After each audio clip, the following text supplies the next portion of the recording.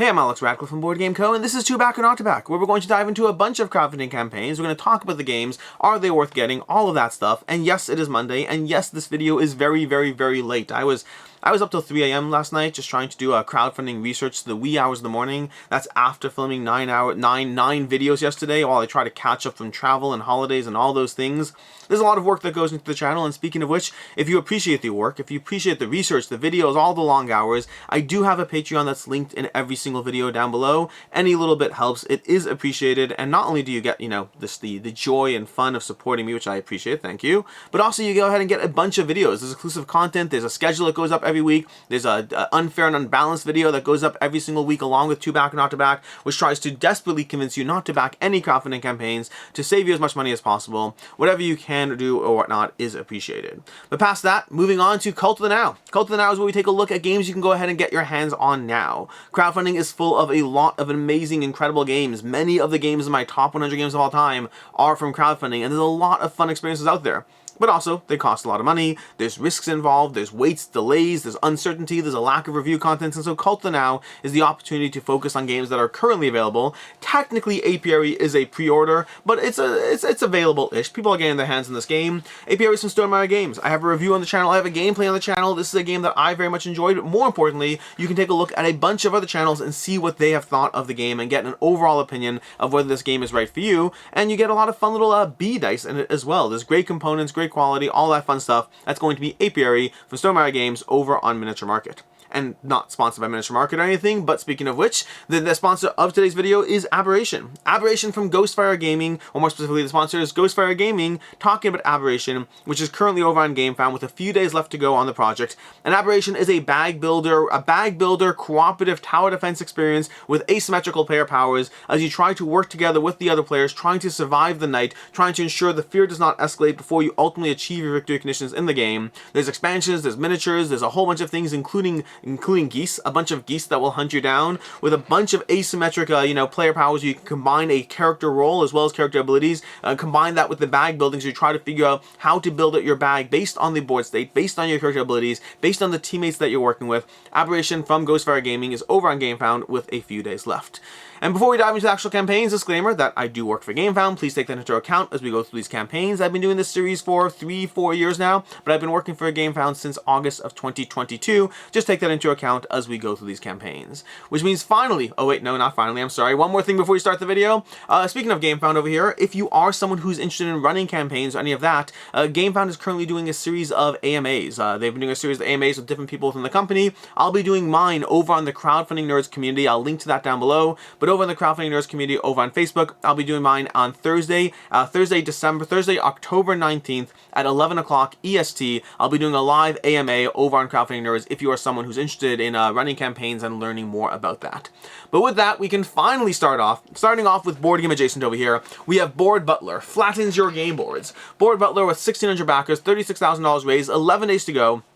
Board Butler lets you flatten your game boards by taking a little plastic clip and putting it onto your game board to flatten it. They're doing fairly well for a fairly cheap product. I mean, their product is, running at $15 for it. I will say, one thing I don't love, and I'm not certain about this one because the quantities, I'm not certain. Let me just refresh the page and see, because I think the quantities are set. Basically, if you've been watching this video series for a few weeks now, let me see.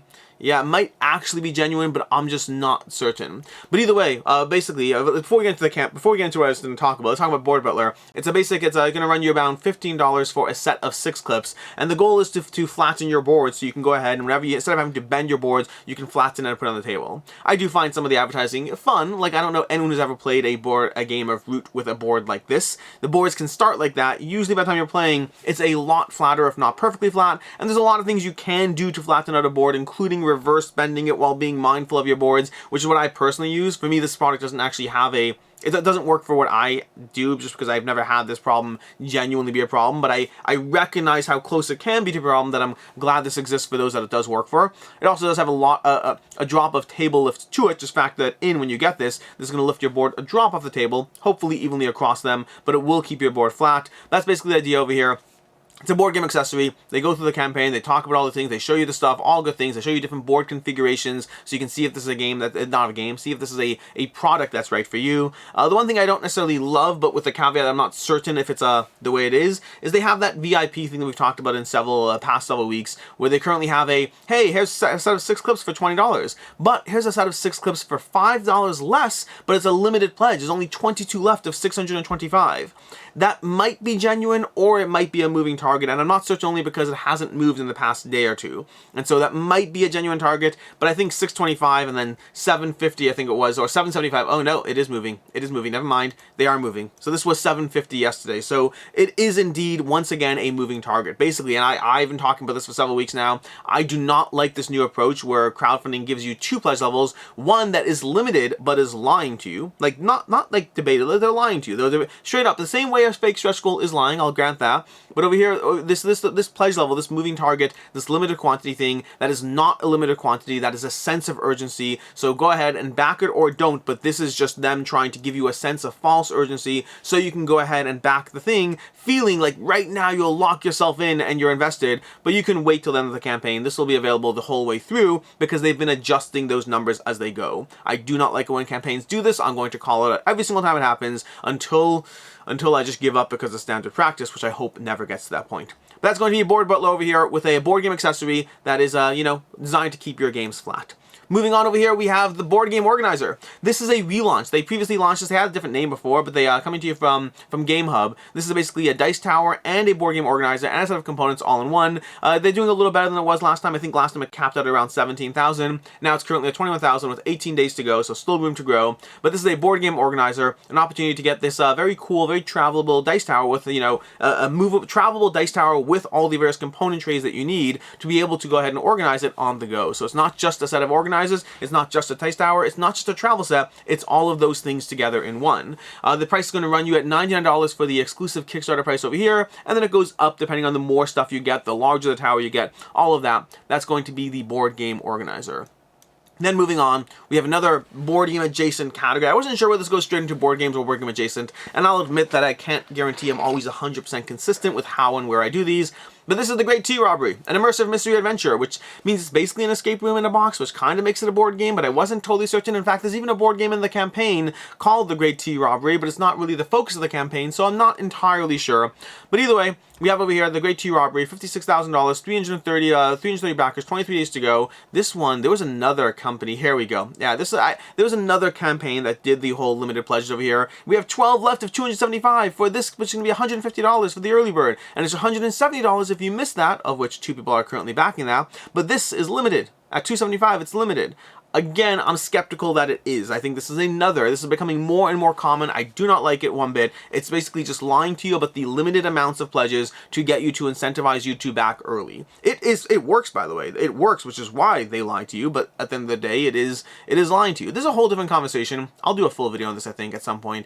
But there's a reason why this lie bothers me so much more than the fake funding goal lie. It bothers me so much more, but that is because both of them are lies. When a company says, hey, by the way, it's going to cost us $50,000 to make this, and then they cancel it when there's $75,000 into the project, there are so many reasons why that bothers me less, which I think I'm going to do a video on, because now I'm thinking about it, I'd like to be able to talk about that properly without getting into it in every single video. So we're going to do a video on that at some point in the future. But either way, both of them are lies, and if both of them bother you completely and totally, I get it. For me, one doesn't bother me, one does. I'll get into why at a different time, but I don't love I don't love this whole new trend. Either way, moving on over here to the actual board game, starting off with Monasterium, which is unfortunately not yet funding. I say not yet funding, but this is almost certainly not going to fund. With 11 days to go, 124 backers, $10,000 raised. It just will not cross the finish line. And Monasterium is a 7.4 on Board Game Geek. It's a game that's already available. This is a reprinted and deluxe version of the game to be able to get access to it for those who want it. Coming from Emerald Games, which I feel like today I'm just calling people out over here. Emerald Games is a board game publisher in the US, and we're going to call people out on 2 things. One thing more so than the other. Welcome to Emerald Games is an experienced board game publisher bringing a hit European game to North America. I don't know what quantifies as experience, but Emerald Games doesn't seem to have any other games in their catalog. Their website doesn't work. The only game that they're associated with is Monasterium over here. So I hesitate to call it an I hesitate to call them an experienced publisher. Now, to be very clear, their team may be built out of people who have worked for other companies and they have experience on the team, but they don't say they're a publisher with experience from team members or whatnot. They basically say they're an experienced board game publisher, which seems to be not true. If I'm wrong, I apologize. I looked it up. Again, the website doesn't work. The Facebook only shows Monasterium, and on Board Game Geek, they're only linked to Monasterium, so I hesitate to call them an experienced board game publisher. Past that, and don't get me wrong, I don't mind new publishers. I just don't know. I wouldn't call yourself an experienced board game publisher unless you are, I guess. But past that, we have the Monasterium Core pledge over here for $60, and we have the all-in pledge for $90. We're not going to heavily get into this campaign. It's a worker placement game across 3 rounds while you run a monastery more efficiently than other players. There's dual-layer player boards, there's all these fancy upgrades, but none of it really matters because I think ultimately, the price point for the game is higher. I mean, you can get this game for cheaper even now. Like, that $60 pledge for the base game and all that, you can get the game cheaper now. I'm not sure if there are differences. Again, I look into things a little bit less when it's not funding, but it just seems like an expensive version of an already able to get your hands on game for less than that price point. And I think that limits. I mean, even though it's 7.4, which is not a bad rating at all, there's I think it's 1,700 people who own this game. Again, it's not a bad game or rating or existence. I just think the price point relative to where the game's perceived, I think that might have been a market disconnect. But either way, we'll see. They said they plan on coming back in some way, shape, or form. They plan on bringing the game to market. So whether they do it at retail, whether they do it at the relaunch Kickstarter, I don't know, but ultimately we'll find out.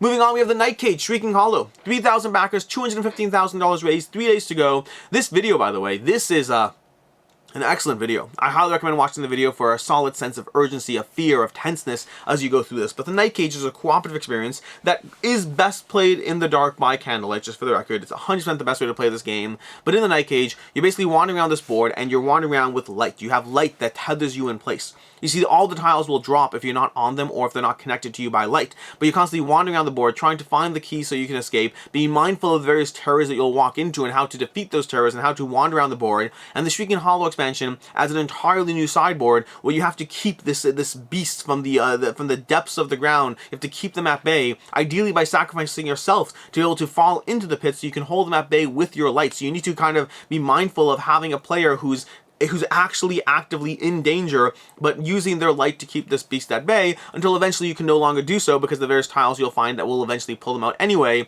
And so it adds a degree of tension as this beast slowly wanders onto the main board and takes you all out. It's a fascinating, again, I've played the Night Cage in general. I haven't played the Shrieking Hollow expansion, but the Shrieking Hollow looks like a fun version of additional degree of tenseness to the experience. And again, this game is best played at candlelight. There's no, in the dark, this game, it's a different vibe if you play this game in the dark with the sense of fear surrounding you as you try to hold the light and darkness at bay. Hold the darkness at bay with the light.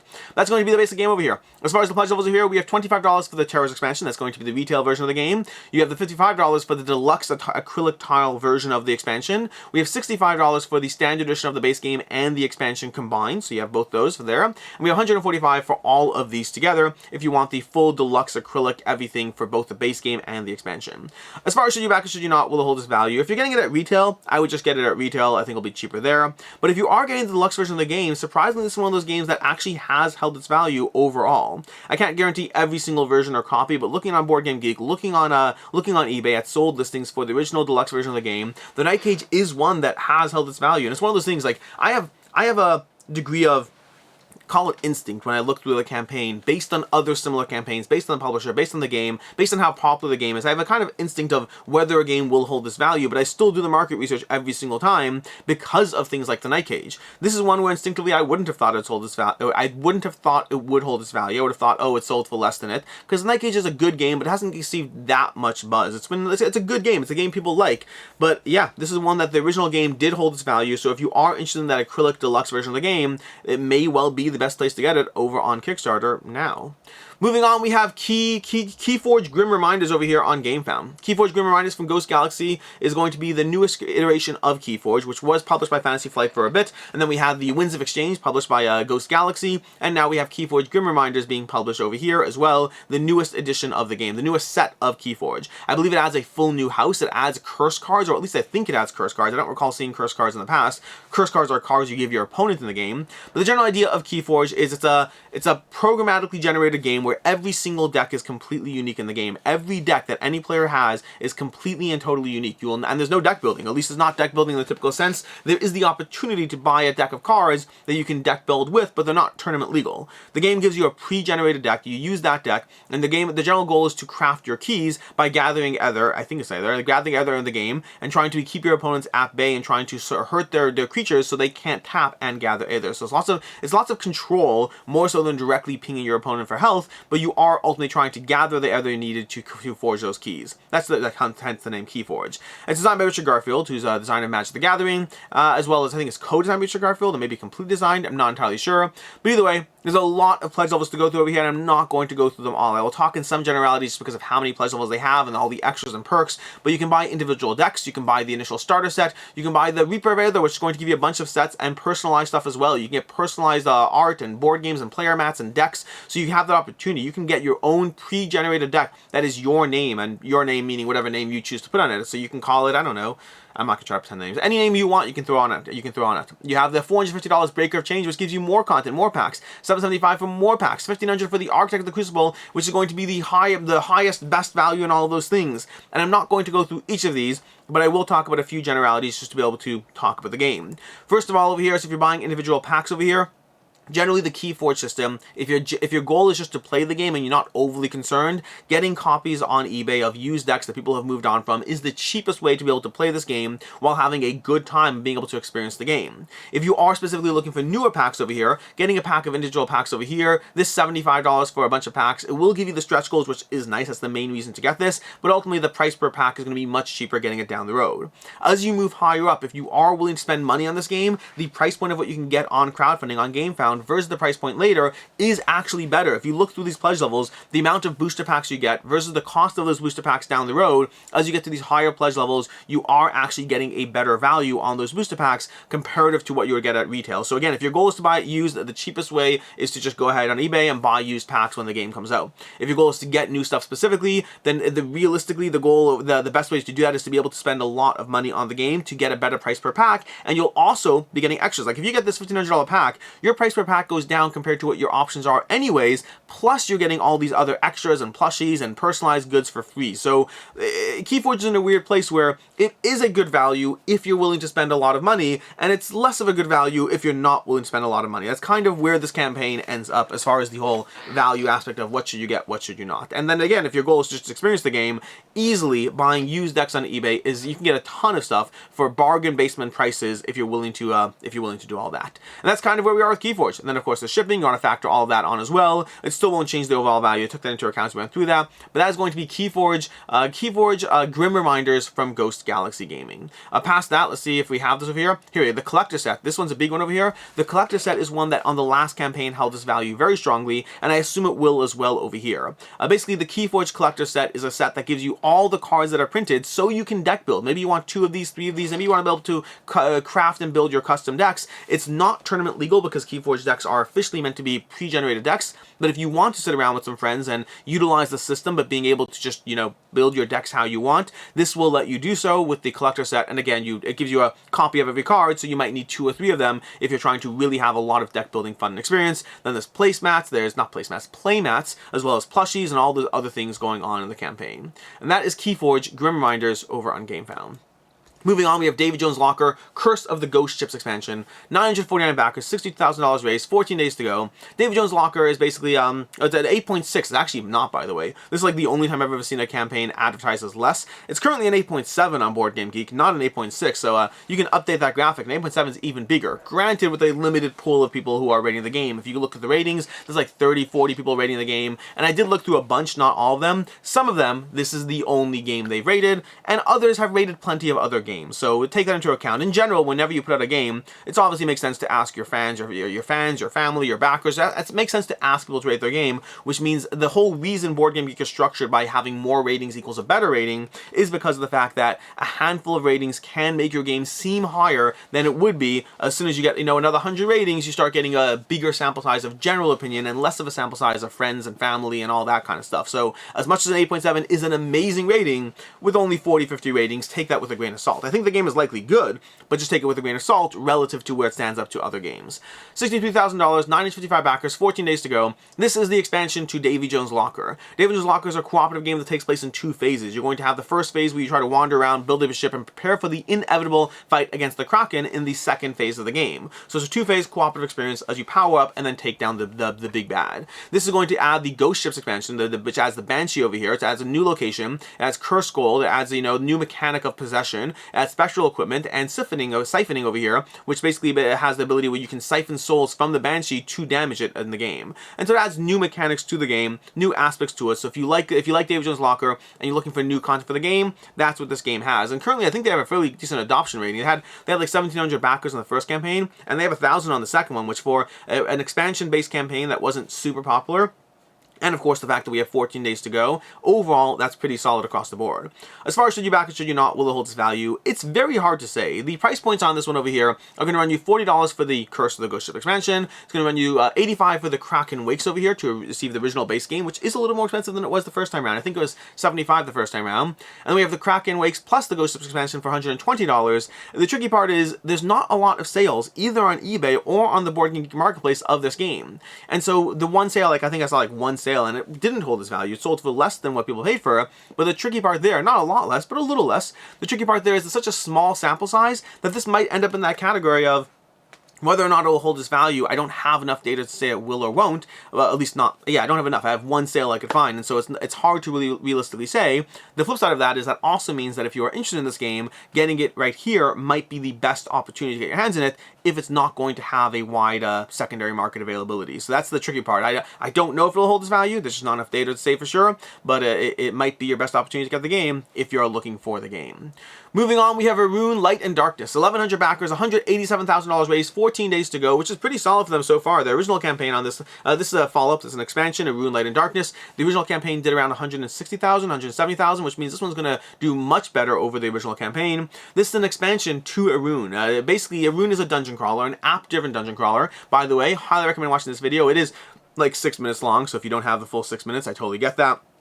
But Erune Light and Darkness is going to be a I lost my train of thought. Erune Light and Darkness over here is it's an app-driven dungeon crawler. It's a very solid video. It's going to be very compelling in terms of showing you overall gameplay, but also showing you the components, the miniatures, the app, all that system. You'll get a good sense of that by watching the video. But over here, this is an app-driven dungeon crawler. This board over here, this picture looks a little busy. The board does not look this busy typically. This is actually not the best shot. I think the board looks beautiful at times. I just don't think that's the best shot of the board. I think it's a little too crazy there. But Erune is going to have beautiful, gorgeous miniatures. It's going to have an app-driven system, and the miniatures are really top-notch. The app system is very clean, very polished to go through over there, and the game is going to give you a dungeon crawling experience in which one player is playing as the Master of Shadows, and the other player is playing as the heroes. There is a full cooperative mode as well, if that's your preference. You can have the app entirely being the Master of Shadows as opposed to the players, but it's a game which the game is going to take you down a progression of storylines as each player wants to win each scenario, but it's fail forward in the sense that inherently in every scenario, one player is failing, one player is winning, and the game is going to fail forward, driving home the storylines of whichever side is going on. So as you go through the game, the Master of Shadows or the players are both vying for their own way of winning. The Master of Shadows controls a dungeon, they play other cards. The whole game is based on a series of skill cards, and as you gather more skill cards, you can level up your heroes, and then level up into certain classes that will give them their own custom skill cards as well that further alter their game. And so the game is very heavily about leveling up your characters, about gathering the cards you need, and being able to utilize the tools you have at your disposal to try to take down the various villains while the Master of Shadows gets in your way.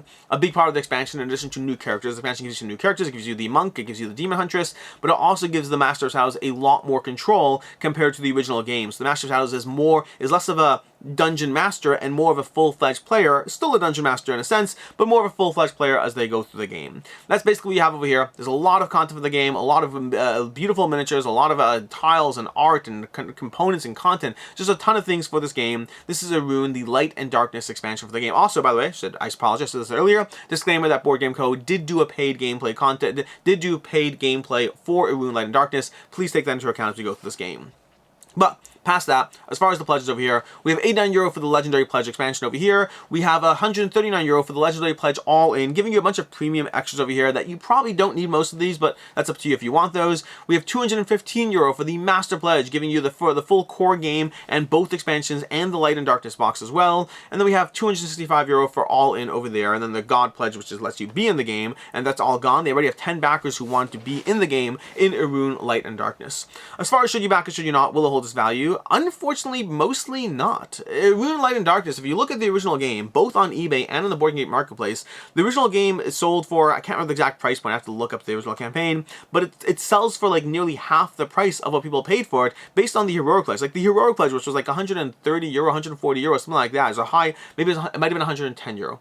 It might be a little less than what I'm saying, but the price point of what people are selling it for is like half to 2/3 of what they paid for it on the Kickstarter. So, and the game has a high rating. The game is rated well, is an 8 point something, was it an 8.2 Board Game Geek rating with a decent amount of ratings on it, but overall just, for whatever reason, the disparity between what people paid for versus holding its value, it is a large disparity. Meaning, if you're interested in this game, your best bet likely is picking up on the secondhand market. Even now, you can pick up copies used right now on the secondhand market to get that base game and see if it's for you. And so, it's a well-rated game. It's a very interesting system in terms of the app-driven dungeon crawler, the head-to-head aspect, the potential for cooperative play. It looks beautiful both in the components and the miniatures and the art. Lots and lots of positive things I can say about the game, but for whatever reason, the value aspect of it just took a tank on the secondhand market for whatever reason, and I'm not sure. I assume that will hold true for the expansion as well. Generally, things are consistent, but hard to say for sure. But that's Erune, Light and Darkness. Lots of positive stuff, a very well-liked game, an app-driven system that's very, very, very clean and very, very different than the typical dungeon crawler, with an expansion content for the game that makes it even more fully fledged for Master Shadows, but also one that maybe secondhand market is your best bet for this. Moving on, we have Flame and Fang.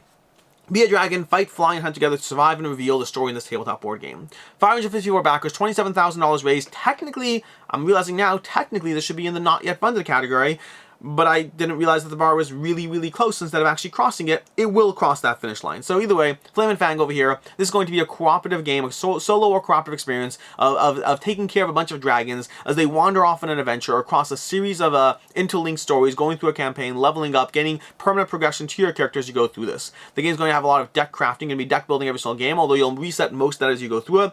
You have to select an aspect. So speaking of actually Keyforge is actually relevant here. If you played Keyforge, one of the systems of Keyforge is you have a hand of cards of different factions, but you can only play one faction each round. That's exactly the same system we have in Flame and Fang, where you have a bunch of colors of cards, but you can only pick one aspect, one color of cards to play every round, and you choose that as what to play. There are ways to play outside your color, but in general, you're choosing. Are you fighting? Are you gathering? Are you running around the board? You're choosing what to do as far as your main focus every single round. Then you're gonna have to deal with the various enemies. You're gonna deal with a progressive story-based aspect where you have certain goals and quests, and then eventually reveal some sort of boss that you have to fight and take down. Meanwhile, the other enemies are slowly getting in your way as things power up. You're trying to power up across an arc of I think it's 8 scenarios if I recall correctly. That's basically going to be Flame and Fang. Pledge levels are very clean and simple here. $39 for a physical copy of Flame and Fang. That is it. That's simple. It's to the point. There's no deluxe versions, no this, no that. It's just $39 to support and bring Flame and Fang to life. Speaking of which, as far as should you back and should you not, again, hard to say for sure. This one falls into the more similar to the Davy Jones aspect. It's more a question of lack of availability. The publisher over here is Escape Velocity Games. They have a bunch of titles, but they don't have a wide retail release in general. So their games, usually they're on Kickstarter. You can hunt them down and try to find them later, but they're not all over the place. And so I think Flame and Fang, I don't know if it's one that'll hold its value. I'm skeptical that it would be one that's hold its value. $39 is very reasonably priced compared to what we see on crowdfunding, but also I don't think this is going to be a heavily sought after game. I think it'll be a game that people will want to hunt down, some but not others. I think it's going to fall into that category where it comes down to the limited availability. Meaning if you're interested in this game, I'd back it primarily not because we'll obviously support the creator and all that, but I'd back it primarily because it might be hard to track down otherwise, because this likely will have limited aftermarket and retail availability. Moving on, and finally, we have Cascadero and Cascadito plus Zuvadis. This is coming to you from Bitewing Games. We have 1,700 backers. We have $127,000 raised. We have 17 days to go. Cascadero and Cascadito is basically going to be 2 games from Render Knizia, adding to his tile-laying system. Cascadero is going to feel very similar. If you've played games like Samurai, if you've played games like Babylonia, Cascadero is going to feel very similar instinctively to that system as you place envoys around certain places on the board, trying to score those systems, but you need to be surrounded first, or alternatively have a seal on it, and you're trying to score these systems while being clever cleverly managing to place your envoys in different ways to manage not just the scoring of one region, but the overall system at play. And so I don't know how different it's going to feel from Babylonia, from Samurai. It's going to have the core concept is present, but very similar to Renekinesis tile laying games in general. A lot of it is about a very clean and core rule set that then gets expanded to how can we make this, you know, an interesting puzzle to balance through. Obviously, it's going to have Bitewing Games production value in general, the clean accessibility of the rules, of the set, of the game, and Cascadero is going to bring you a similar gameplay aspect, but in a roll and write game instead. And that's going to be the two games over here, plus there's a reprint of Zuvadis as well. The games are going to, over here, you see Samurai and Babylonia, not at all similar to Modern Art, very, very different, loosely similar to Tigers and Euphrates, a gem of a game, but similar to Babylonia and Samurai from what I can see of the game. I haven't played it, but from what I can see of it. Over here, we have $19 for Cascadito, we have $49 for Cascadero, skipping Zuvadis for a second, we have $68 for both, and you also get the dry erase boards and the Lux Wood Farmer tiles for free if you get both of these bundles. So if you are interested in these, both these bundles will be, you know, giving you a little bit of extras for free as opposed to getting these separately and individually. And then we have the Zuvadis Deluxe Edition for $74 over there.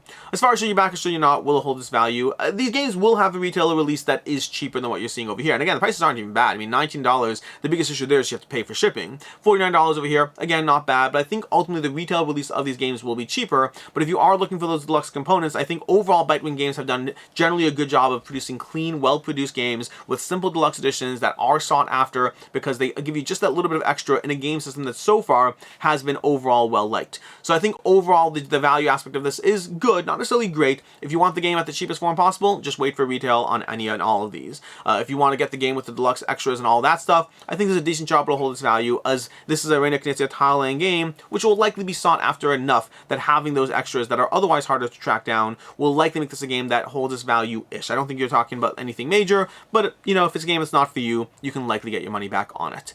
And that is basically everything we have for the campaigns, which brings us to the picks of the week. Picks of the week, as usual, are going to be a value pick of the week, the game that I think is the most likely to hold its value overall, and then a personal interest pick of the week, the game that I am most personally interested in. The value pick of the week is going to be the, not that one, my voice is going over here. The value pick of the week is going to be the Night Cage, which again surprised me to a degree, but I think, and it is tricky, I debated giving it to Keyforge because at higher values, at higher levels of Keyforge over here, you definitely get a bunch of, you get it at the best price point possible, but I'm skeptical it'll hold its value in the secondhand market, but you will get, if you're looking for clean new booster packs, these higher value pledges really do give you an excellent price point for a lot of content, but you have to spend so much money that I want to pick the Night Cage over Keyforge over there. And so the Night Cage is going to be my value pick of the week. This one is one that if you are looking for the deluxe version of the game, I think that your best option of getting it at a reasonable price point is on the crowdfunding campaign. It's not a major savings, you can get it down the road, you can hunt it down the secondhand market, but it likely is the best value pick of the week. And then secondly, as far as my personal interest pick of the week, that's easily going to be Cascadero and Cascadito. And I say that being a little bit mixed. I find that Renekinesis has so many tile laying games that some of them I think are absolutely amazing, and others I think are very, very good but didn't stick around. Babylonia for me is gone. Samurai is gone. And I like both those games. I think they're both great, but they are gone. Through the Desert is gone. He has so many clean, good systems, and I love trying them, but I don't always keep all of them because there's only so many ways you can combine a very simple rule set of how to lay tiles that stays compelling for a long time. Although, to be fair, those are all games that are in print, and I think they're mostly all games that are either regularly in print or being reprinted or all of that. But that being said, I am the most interested in Cascadero and Cascadito from all the campaigns we talked about today, and it's definitely a system that I do want to try. I don't feel the need to hunt down the deluxe version of the game because I don't know if I'll end up keeping it, and so retail for cheaper does seem to be the go-to, but either way, this is going to be my personal interest pick of the week. As far as the campaigns coming up next week, usually we'd only talk about 2, but this week I'm going to talk about 3 because, well, I think I want to talk about 3, that's why over here. We have Ezra and Nechemia over here from Shem Phillips. This one I'm very interested in this one, having just played Wayfarers and finally finding a Shem Phillips game that I love. I'm even more intrigued than Ezra and Nechemia, which I'd be interested in anyways, just from the thematic aspect of it alone. We also have over here, we have Dice Throne X-Men Marvel Missions Co-op. Dice Throne over here is coming to you from, well, you know, from Roxley Games, from the Dice Stone project or whatnot, and it's going to be giving you those 3D printed, not 3D printed, those miniatures that are pre-painted miniatures. That's the word I'm looking for. It's going to give you those pre-painted miniatures, as well as giving you a fully new cooperative way to dive into the Dice Stone system. And then lastly, we have over here, coming up on Gamefound next week, we have The Witcher Path of Destiny coming from Go On Board with 42,000 people following the campaign. This one should be interesting to watch. And that is everything. That's what we have for this week. Until next time, I'm Alex Radcliffe from Board Game Co. I appreciate you all being here. I'm sorry this video was so ridiculously late today. It is, I think this is the latest I've ever put up a 2-back and out-to-back video. But I did the research last night, and then I had like Gamefound meetings all this morning and stuff, and so it's been a long day. been a long day. In any case, and until next time, I'm Alex Radcliffe from Board Game Co. I hope you enjoyed this video, and as always, I hope you have a good one.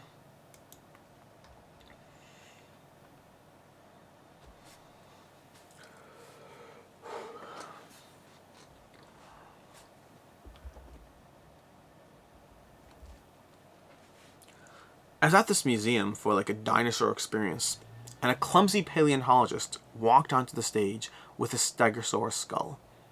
It was jaw-dropping.